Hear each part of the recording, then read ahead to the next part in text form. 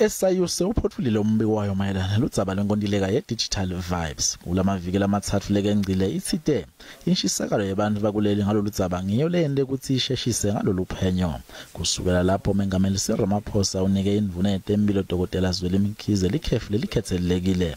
Mkhize uyamaniswa nalabanye balengapani labanikwa inkontileka kutsi bachube umsebenzi wokwatisa nge-COVID-19 litiko letemphilo. Kusolwa ukuthi iDigital Vibes yafumbathisa labo labasondelene namkhize kanye nemntwanakhe. What we wanted from the department was really the kind of leadership that was untainted to inspire people to do what is required behaviorally and otherwise to get through this crisis.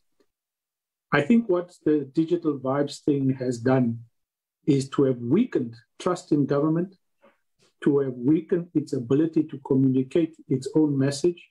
iAhmad Kathrada Foundation ithi lolu dzaba lufaka iDigital Vibes lukhomba ukuthi kubanjwa kwembuso ngabhongwane kusekhona etinkapanini tembuso. The linkages between the Department of Health and Digital Vibes has revealed a continuity of the forms of state capture. So we've seen state capture in big state-owned entities. We've seen it from the Gupta family and others. That same template, that same model has now been applied in the Department of Health.